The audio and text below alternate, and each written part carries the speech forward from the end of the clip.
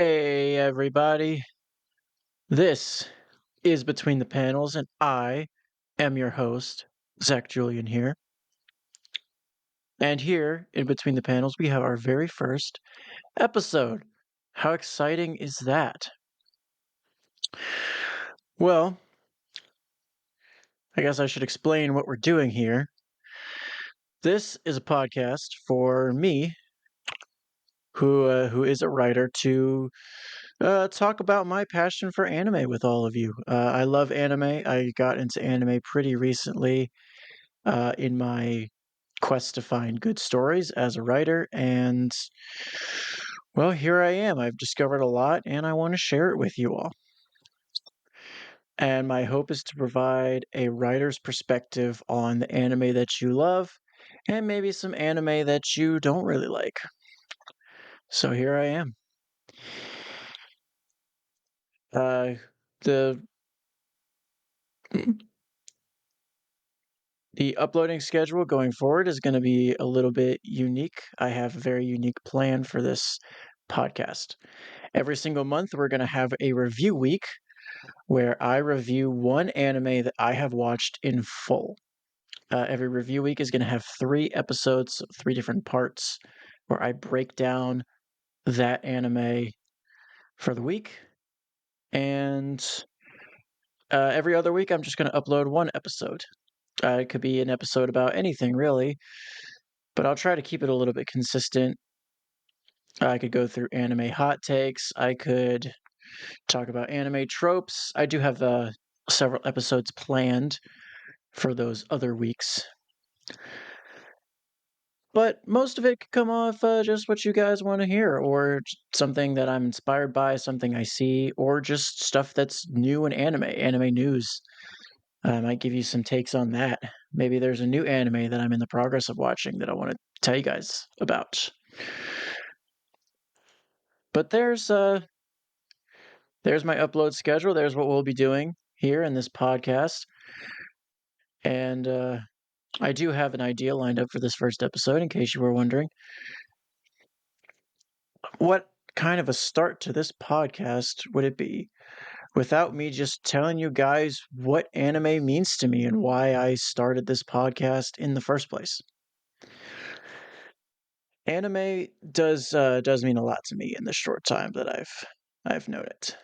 It's very dear to my heart since I've discovered it. The reasons may not be what you think they are. Before I talk about that, I should probably get into my history as a writer. I started writing in the 5th grade. I mean, that was kind of like writing for school, but that's kind of where I got my inspiration from. Uh, I just started doing this independent writing every single day, and it really kind of sparked my imagination that I didn't know I had. And everything just kind of took off from there. I haven't published anything, but I do have a work in progress that I am very deep in, very, kind of knee deep in, that I've spent several years working on. So I may not have that much credibility, so you might not want to listen to my opinions too much. But I do like to think I know what I'm talking about when it comes to writing stories because I've spent years and years developing the stories that I'm working on. But anime was a very important part of that journey, and that's because it inspired me to get creative. Anime is the single most unique and creative platform for fiction that I have ever seen, and it's almost an anomaly. It really is a mystery to me why anime is allowed to exist in this world because some of the synopsis of anime just sound plain silly. I mean, if I told you this show is going to be 800 episodes long and it's going to be about magic ninjas, you'd kind of look at me like I'm crazy. But what I just described is Naruto, which is one of the most iconic shows in the world. I mean, it truly, truly is. So yeah, it really is a creative bubble. You can find almost anything you're looking for in anime. If you're looking for comedy, they have that. If you're looking for romance, they have that. If you're looking for kind of a normal drama, they have that. A little bit of slice of life. If you're looking for action, they definitely have that. Anybody who's looking for anything can find what they want in some anime. There's going to be a show out there for you. Even sports. There's even sports dramas out there for all of my sports drama fans. And no, I haven't seen very many of them. The animes I have seen are kind of limited. Uh, kind of limited, but I have seen quite a few. And of course, I'm always in the process of watching more. So I promise you guys, I will not run out of review weeks to do.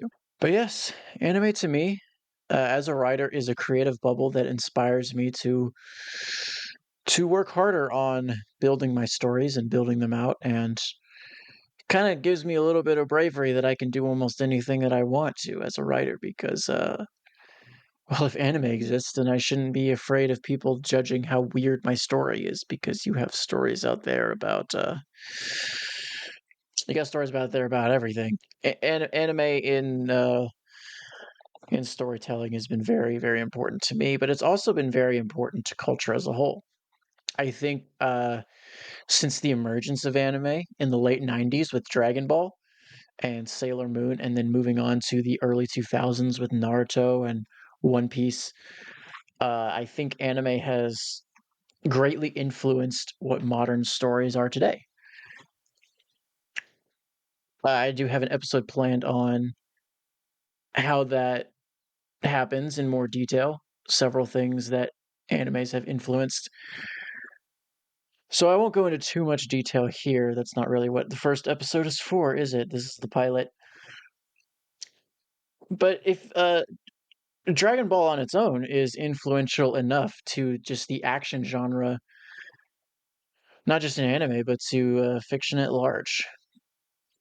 You have so many works trying to replicate the magic that Dragon Ball Z was, and the change in tone and the change in story while still keeping true to its themes.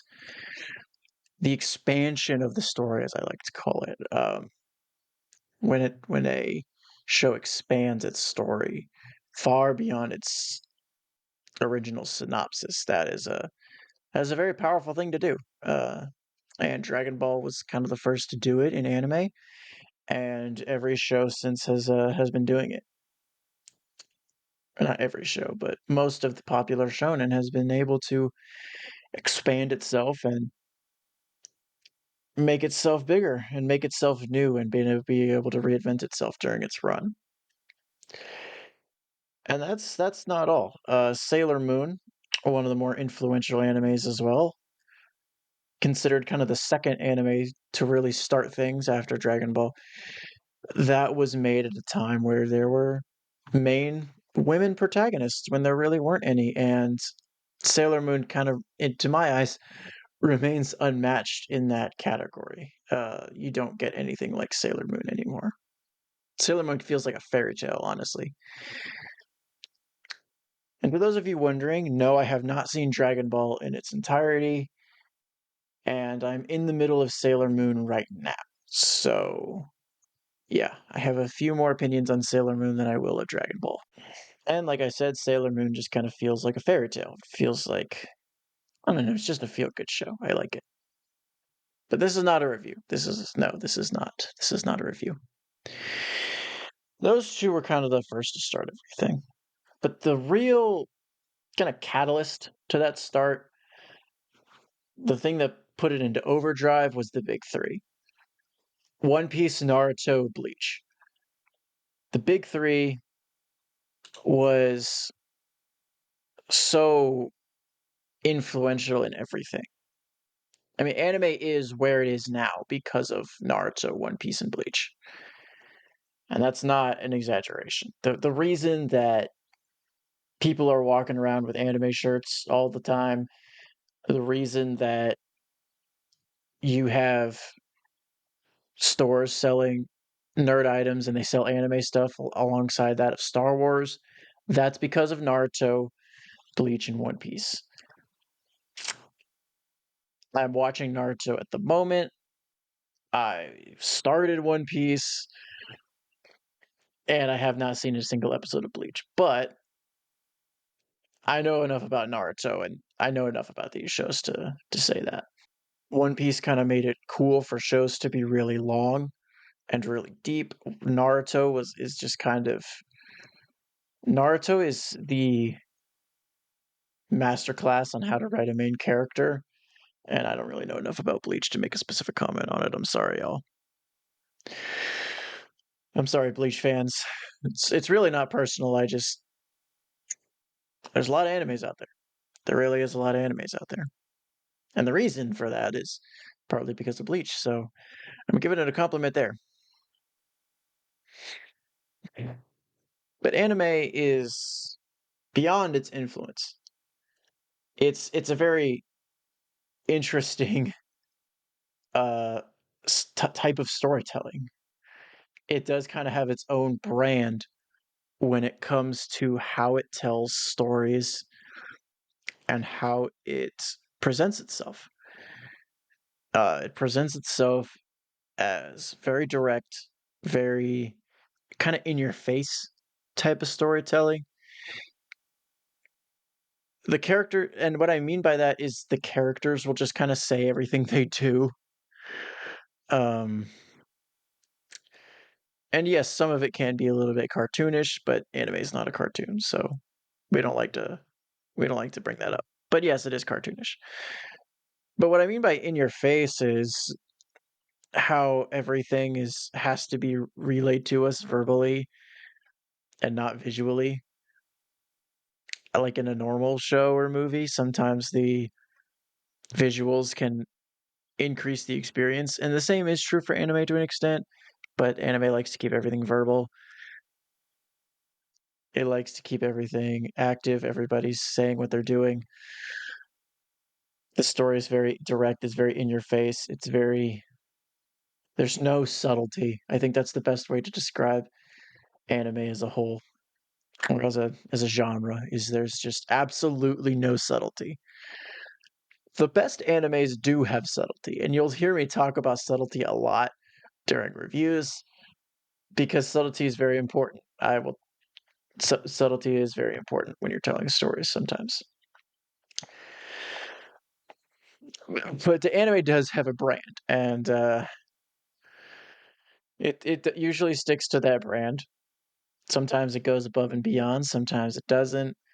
The best animes do, but yeah, anime is a genre. Even though it has many, many, many, many subgenres, there is a storytelling feature that defines anime.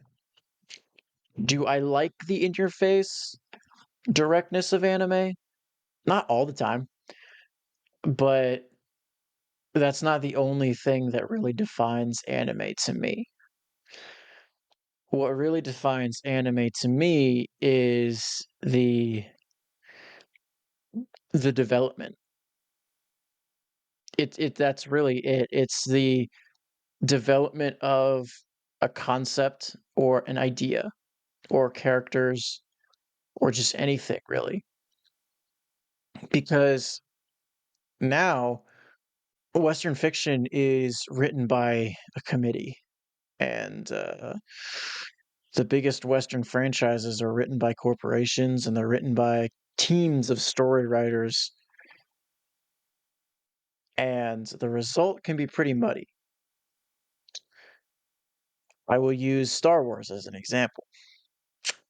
As soon as I mean, the sequel trilogy is pretty obvious example of that. Even no matter how much I like the sequel trilogy and say it gets too much hate, there's no denying the fact that the storytelling is a little muddy.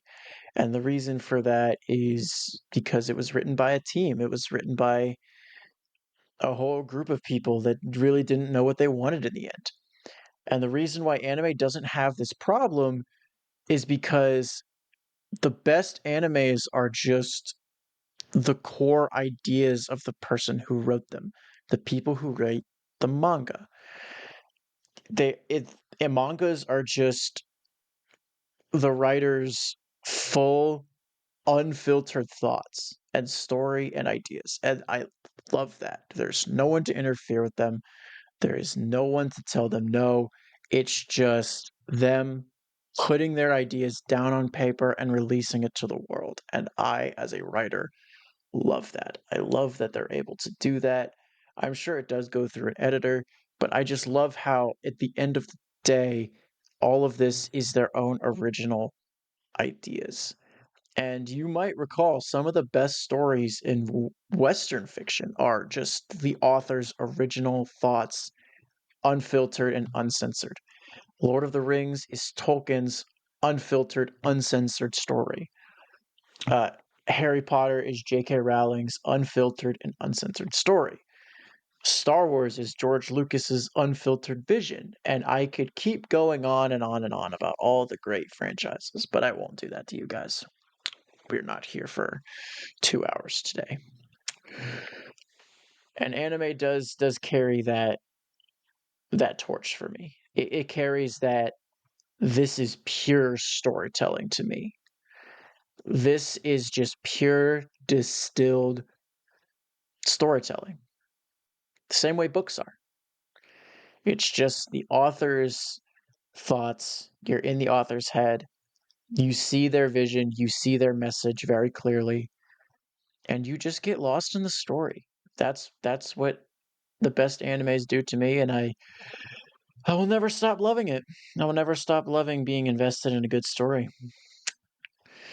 And that's really why we're here today, is because I'm invested in all of these stories, and I'm here to share my experiences with you guys who hopefully are invested in the same stories. And if you're not, I heavily encourage you to get invested in those stories. Anime recommendations coming at the end. That's not to say anime isn't without its weird quirks, though. There are a lot of weird tropes in anime that are a little bit annoying once you notice them. Like the piece of toast trope. That's one's a little bit weird, but it is a thing. Um, like the seats next to the windows trope. You guys know what I'm talking about. The screaming to level up trope. That's a little bit funny. But anime has some quirks, and you know what genre doesn't have quirks? Like I said, it's a true creative bubble, and sometimes you get stuff that's a little bit weird. And I like when stuff's a little bit weird. I like when authors are willing to do stuff that's a little bit weird because it shows that this is truly their vision and this is truly what they wanted to do.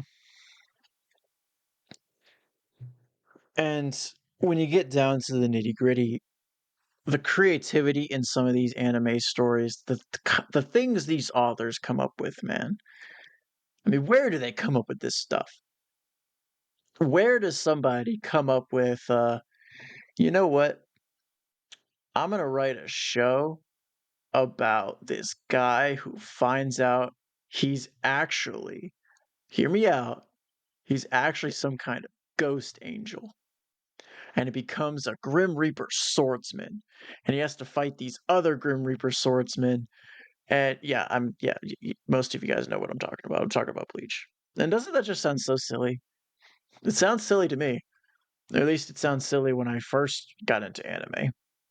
I'm gonna write a show about this fake family that pretends to be together, and one of them's a spy, the other one's an assassin, the other one's and the kid is a telepath. Yeah, Spy Family. But we like Spy Family. Don't I would never hate on Spy Family. But yeah, that's the synopsis, and that sounds so silly. I mean, but it is a comedy. Maybe I should do something a little bit more serious.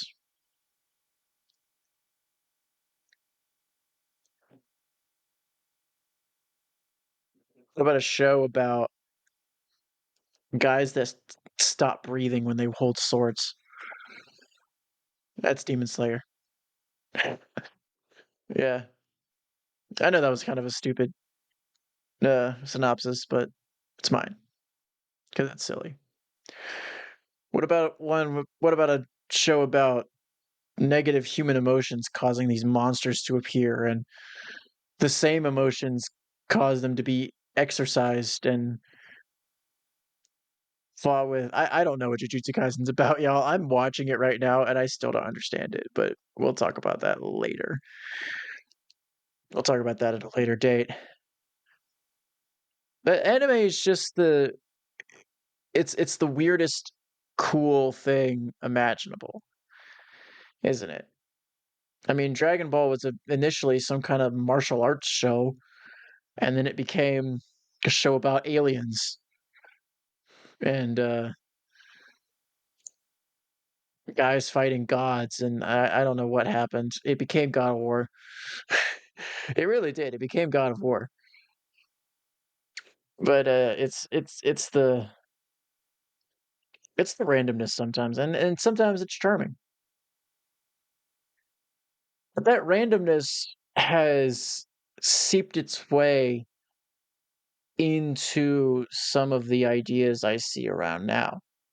I mean, some of this stuff would never be able to get out that I see right now. I mean, try and tell me that Mad Max isn't an anime.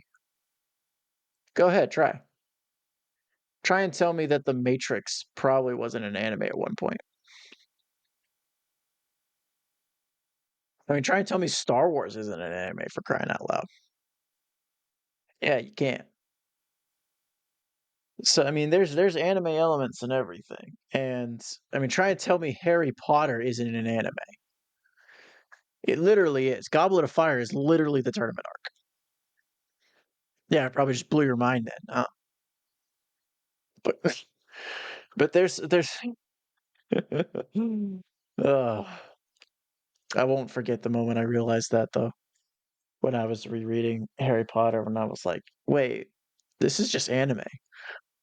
Harry Potter's an anime protagonist. Hermione's a tsundere. Like, yeah, it's the things you realize when you get older, man. But I mean, the influence of that anime has had on the rest of the world is very obvious. I mean, every I'm not going to say every story wants to be anime, but there's people in the professional writing business now that have grown up on anime and that have seen all that anime has to offer and that have been inspired in the stories of anime just like I have been. And they're coming up and they are writing stuff that's similar because anime is part of what they know and that's part of what their inspiration is. And that is not a bad thing at all. Inspiration is ultimately where all art comes from. Trying to tell me that Leonardo came up with all this stuff just spontaneously? No, it doesn't happen. Everything has inspiration. Star Wars has inspiration. It's called Buck Rogers.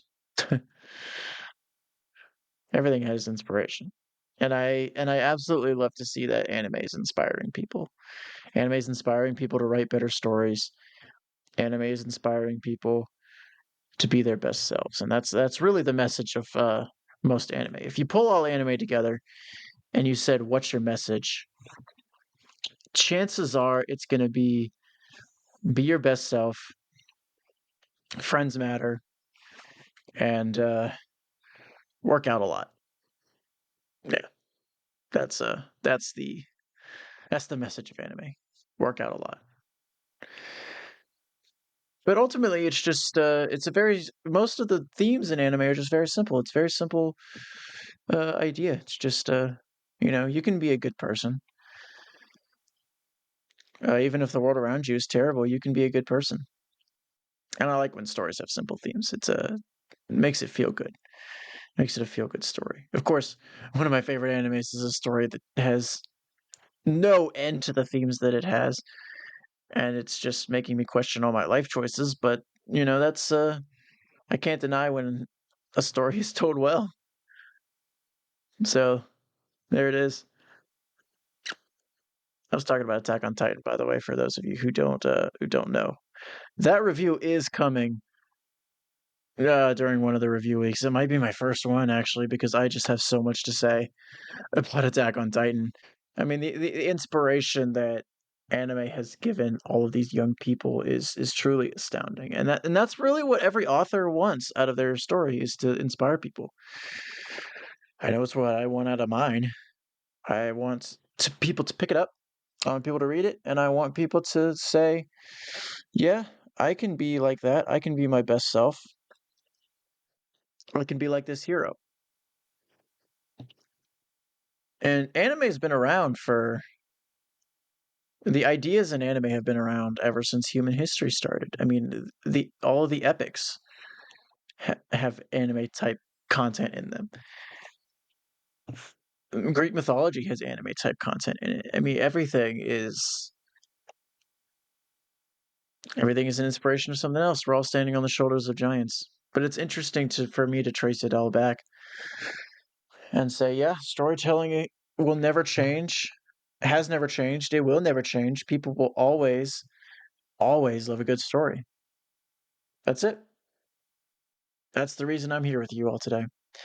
And it's the reason I will be here with you all for the next, I don't know how long this show is going to last, but it's the reason I will be uploading at least once every single week. It's because we all love a good story. And you all know you love it. I mean, no matter what you're watching, whether it be anime, ABC dramas, or Keeping Up with the Kardashians, it's all stories. And that's the one thing that humans can bond over is our love of stories. I got back from MomoCon about a month ago because it's a end of March event, so it was about a month ago. And I mean, just the amount of people there that get so inspired by these stories that they show up in full costume that they spent hours upon hours making, and they wear it for a maximum of 5 hours. It's remarkable to me. It's truly remarkable. And I mean, MomoCon is the perfect example of what I'm talking about with everybody. Everybody will come together for a good story. It's just a collection of people getting together and saying, "Yeah, we love this stuff. If you think it's weird, that's okay. Just let us love it." And those are the best kind of anime fans. Those are the ones I like to talk to. It's the one I made these podcasts for, so I can enjoy all this stuff with you guys.